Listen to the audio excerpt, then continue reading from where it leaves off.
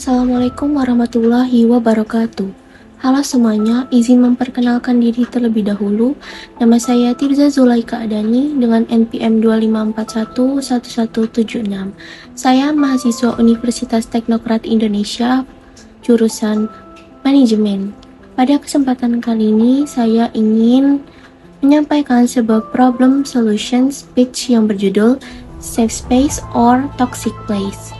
Membangun lingkungan bisnis bebas kekerasan seksual.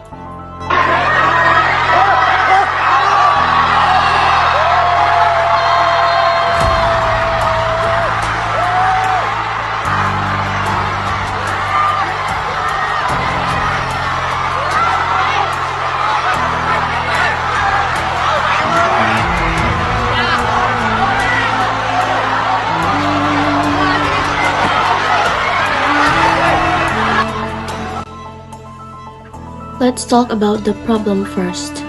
Kekerasan seksual secara verbal yaitu komentar yang merendahkan dan mengobjektifikasi serta candaan yang bernuansa seksual merupakan bentuk kekerasan yang kadang sering dianggap tidak serius, padahal dampaknya sangat nyata terutama bagi korban.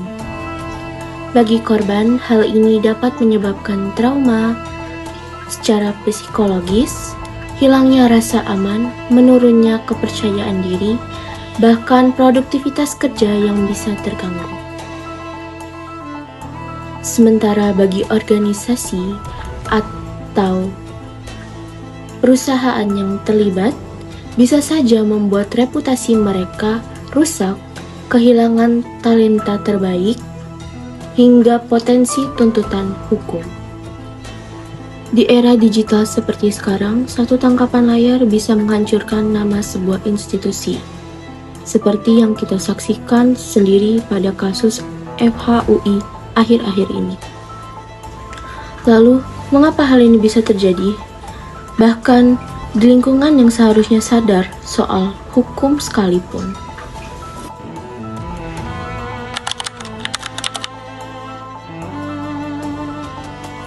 Ketika candaan seksis dibiarkan begitu saja tanpa ada yang menegur.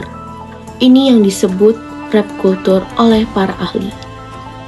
Budaya yang secara tidak sadar mentoleransi kekerasan berbasis gender.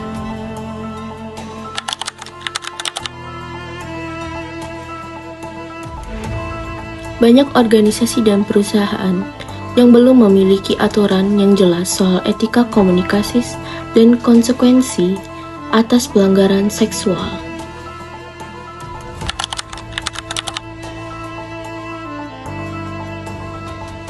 Korban terkadang lebih memilih diam karena takut tidak dipercaya, dikucilkan, atau bahkan menjadi pihak yang disalahkan. So, what the solution? Here are 3 concrete steps that every organization and business must take.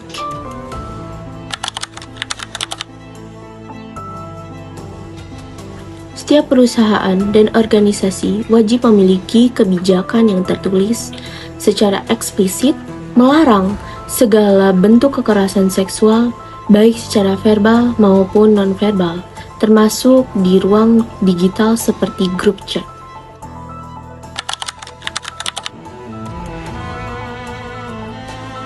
Bukan hanya sekali di awal bergabung, tetapi secara berkala.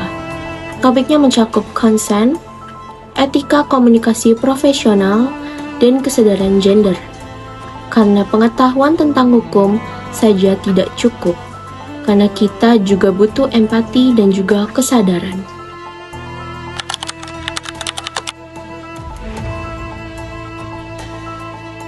Korban harus tahu bahwa ada tempat untuk melapor tanpa takut identitasnya bocor atau laporannya diabaikan.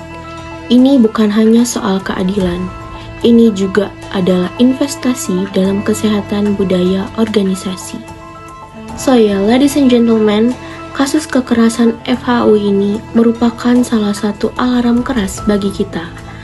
Bukan hanya bagi kampus, tetapi juga bagi setiap organisasi, setiap perusahaan, dan setiap pemimpin yang ingin membangun lingkungan yang sehat dan profesional. Kekerasan secara seksual bukanlah sebuah candaan. It's not a joke, it's not a violation. Dan sebagai generasi yang akan mengisi dunia bisnis dan juga profesional Indonesia, kita memiliki tanggung jawab agar tempat kerja kita menjadi tempat yang safe space, bukan toxic place. Let's be the generation that break the cycle. Terima kasih. Wassalamualaikum warahmatullahi wabarakatuh.